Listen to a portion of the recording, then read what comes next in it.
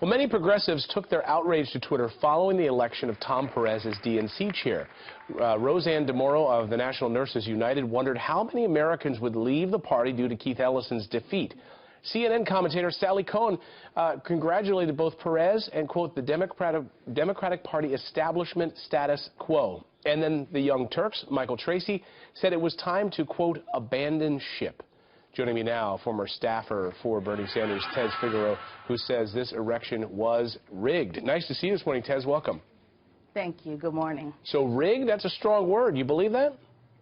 Well, I want to go even stronger and say that, you know, what the media is saying about everyone just wants to have unity and all get along, you know, the Rodney King line is just not going to work this time because the American people are sick and tired of the beatdown. You know, since it's Sunday morning, I'll go to Moses. The Red Sea was parted on yesterday, and the DNC made their choice clear. It was a clear choice to say either you're with us or against us, and the DNC decided to say that we are still with the establishment, we are still with big money, and we're just simply going to leave you on the other side of the sea and wait on you guys to figure out. People are over it. They will lose millions of votes. I was told that governors were told to whip the votes during the second time around. And just to give Keith Ellison a participation trophy for showing up, it's not good enough. People are going to go ahead and move forward with the Dem exit. There'll be no unity with this party. Yeah, so Keith Ellison gets a deputy seat, and that's what Tom Perez did, immediately created this deputy seat for Keith Ellison.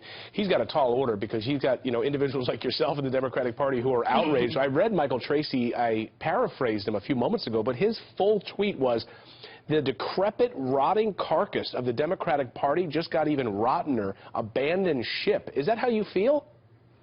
Well, I mean, it's clear on what actually happened yesterday. People left immediately after saying that they were not going to support this candidate. And even though the people are standing up and saying, oh, you know, let's all unite, Bernie Sanders did the same thing after the convention, and it simply just did not work. So even though the cameras were pivoting to the front to say that everybody's all on the same page and we got to get everybody together, it's not going to happen. The people left yesterday in the middle after the voting and have made it clear. And so people will continue to leave. And yes, I am one that did leave after the last election. President Trump was up early this morning tweeting this. He said the race for DNC chairman was, of course, totally rigged. Bernie's guy, like Bernie himself, never had a chance.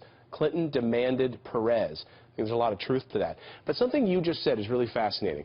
That Bernie, right, during the convention, came out and said, we got to throw our support behind Hillary Clinton. And what you said is fascinating. You said that didn't work. So it's not going to work this time, do you think? Absolutely, it's not going to work. I mean, just because he stood up there and said it, you know, didn't make it so.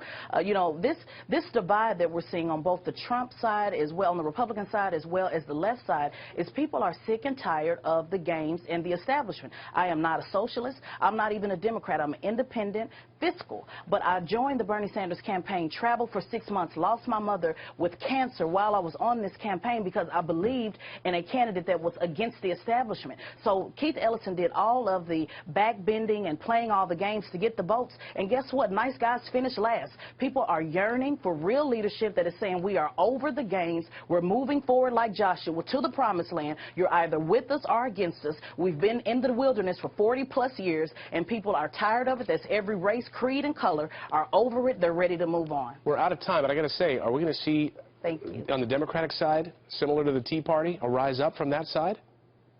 I hope so, but it's going to take, you know, real leadership. I think that the bench was totally a poor bench, to be honest with you. But there's good candidates who are out there that could lead this party. One that I'm very fond of, Senator Nina Turner. But unfortunately, because of the games that you need to play in order to whip the votes, it pushes people away from actually running for leadership chairs. So the people are going to have to make their mind up on what they actually want to do. Fascinating. Tez Figueroa, we appreciate you joining us this morning. Thank Thanks, you. Tez.